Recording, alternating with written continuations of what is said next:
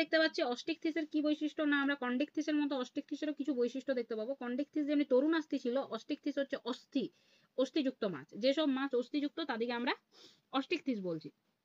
অস্টিক this মাছ আমরা অনেকে দেখেছি, আমরা সচরাচর প্রচুর আমাদের এর এক্সাম্পল আছে, যেমন রুই, কাতলা, ঠিক আছে, আমেরিকান রুই, কই, মাগুর, শিঙি, সামুদ্রিক অস্ত্র, এরা সবাই অস্টিক থিসের আন্ডারে পড়ে। অতএব এই সব মানে পরীক্ষায় লিখবার সময় বা যদি এমসিকিউর আনসার করতে হয়, তাহলে অস্টিক থিসের আলাদা করে বৈশিষ্ট্য মনে করার খুব একটা চাপের হয়ে ওঠে না স্টুডেন্টদের কাছে, ঠিক আছে। তাহলে অস্টিক থিসের বৈশিষ্ট্য কি, না এদের অন্তঃকঙ্কাল অস্থিময়, এদের অন্তঃকঙ্কাল অস্থিময়।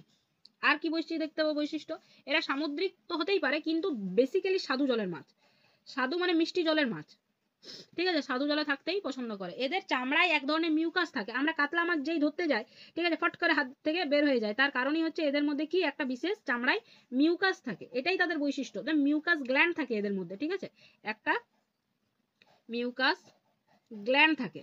আর আঁশটাকে আমরা তিনটা ভাগে ভাগ করতে পারি। এদের সারা শরীরে আঁশ আছে, যেমন আমরা কন্ডেক্টিসে পড়ছিলাম যে আঁশটা প্ল্যাকয়েড টাইপের, ছোট ছোট আঁশ, যেটা ফিলও করতে পারা যায় না খুব একটা, বাট এদের ক্ষেত্রে আঁশ বড় বড় হয়। যাদের বাড়িতে মাছ রান্না হয় তারা জানবে যে আঁশটাকে, আঁশকে আবার তিন ভাগে ভাগ, আমরা হয়তো অনেকেই জানি না যে আঁশ কত ধরনের হতে পারে।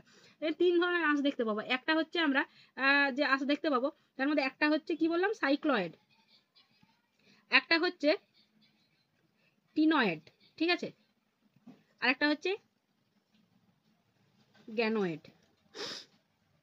কিছু কিছু মাছের আঁশ নাও থাকতে পারে, ঠিক আছে, কিছু কিছু মাছের ক্ষেত্রে আঁশ নাও থাকতে পারে। আর এদের মধ্যে যে অস্থিময় পাখনা থাকে, এদের মধ্যে কি থাকে, বিশেষ করে অস্থিময় পাখনা থাকে, ঠিক আছে, অস্থিময় পাখনা থাকে। যেমন এদের ক্ষেত্রে আমরা আগে কন্টিকথিসের ক্ষেত্রে দেখেছিলাম যে পুচ্ছ, যে ল্যাজ, পুচ্ছ পাখনাটা আলাদা আলাদা হবে, একটা বড় একটা ছোট হবে। এখানে কিন্তু তা না, এখানে দুটোই সমান হচ্ছে, ঠিক আছে। এবং যে বাকি যে পাখনাগুলি আছে তারা জোড় বিজোড় হতেই পারে, ঠিক আছে।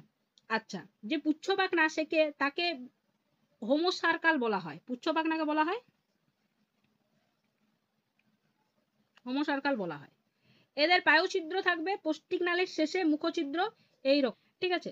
তাহলে এদের ক্ষেত্রে অ্যানাসকে আমরা স্পষ্ট বুঝতে পারি, ঠিক আছে। আর শ্বাস প্রশ্বাস কিসের দ্বারা নেওয়া হয়, না কানকোর দ্বারা। ফুলকা থাকে এদের ক্ষেত্রে, ফুলকা, কানকো দ্বারা শ্বাস প্রশ্বাস নেওয়া হয়। কিছু কিছু ক্ষেত্রে লাংস পিসও থাকে, লাংস পিস, ঠিক আছে। এই লাংস পিসের ক্ষেত্রে শ্বাসঙ্গ ফুসফুসও হয়ে থাকে, ঠিক আছে, ফুলকা বা ফুসফুস। আচ্ছা, এদের উদরে পটকা উপস্থিত, এদের উদরে আমরা পটকা দেখতে পাবো। হৃৎপিণ্ড দুটি প্রকোষ্ঠযুক্ত, সাইনাস ভেনোসাস ও কোনাস আর্টিওসাস। এছাড়া বাকি নর্মাল আমরা বাকি শীতল রক্ত বিশিষ্ট স্পর্শেন্দ্রিয়